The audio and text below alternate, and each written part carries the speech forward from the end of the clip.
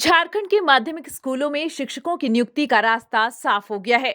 स्कूली शिक्षा एवं साक्षरता विभाग ने नियुक्ति की प्रक्रिया शुरू करने को लेकर झारखंड सरकारी माध्यमिक विद्यालय शिक्षक एवं शिक्षकेतर कर्मचारी नियुक्ति एवं सेवा शर्त नियमावली को मंजूरी दे दी है। यह संशोधित नियमावली है। इससे पहले अब तक जितनी भी नियुक्तियां हुई हैं वह 2015 में बनाई गई नियुक्ति नियमावली से होती रही हैं। संशोधित नियमावली में किए गए अहम बदलाव में एक बदलाव यह है कि 3 वर्षीय स्नातक डिग्रीधारी के अलावा पीजी की डिग्री लिए हुए स्टूडेंट्स भी योग्य होंगे।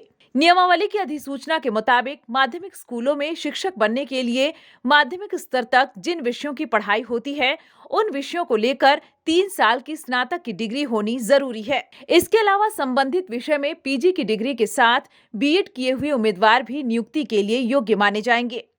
नई नियमावली में उम्मीदवार की श्रेणी के अनुसार अंकों का प्रतिशत निर्धारित किया गया है।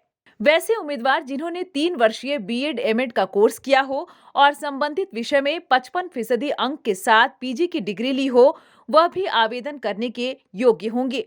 आवेदन करने की योग्यता रखने वाले उम्मीदवारों के पास कंप्यूटर संचालन की सामान्य जानकारी भी होनी चाहिए।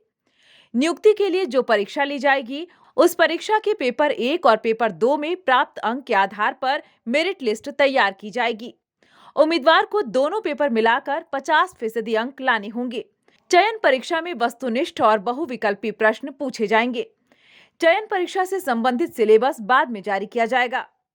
नियमावली की अधिसूचना में कहा गया है कि इसी मेरिट लिस्ट के आधार पर प्रधानाध्यापक के पद पर सीधी नियुक्ति भी की जाएगी। राज्य सरकार द्वारा निर्धारित नियोजन नीति के तहत अब माध्यमिक स्कूलों में शिक्षक बनने के लिए भी झारखंड राज्य से ही मैट्रिक और इंटर की परीक्षा उत्तीर्ण होना अनिवार्य होगा। इसके अलावा अभ्यर्थी को स्थानीय रीति रिवाज, भाषा एवं परिवेश का ज्ञान होना भी अनिवार्य होगा। शारीरिक शिक्षकों के लिए राज्य सरकार या केंद्र सरकार द्वारा मान्यता प्राप्त विश्वविद्यालय से कला, विज्ञान और वाणिज्य में 50% अंक के साथ स्नातक की डिग्री एवं बीएड किया होना अनिवार्य होगा। न्यूज विंग की bureau report. Girirdi is a small place, and we have like very less facilities in terms of education and this kind of infrastructure. It came to our mind that basically there should be good opportunities for the students of Girirdi, those who are leaving the town and going outside for studies, their higher studies and their education. I wanted my son to start with the coding classes. So I researched it online, I got through all the reviews and everything. Then I got in touch with the White Hat representatives and I was very happy with the progress and all how he was doing. So then I thought that why not to implement it in our school so that all the students are able to learn this thing.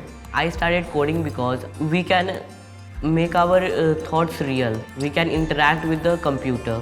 White Hat Junior is helping me to create a web browser.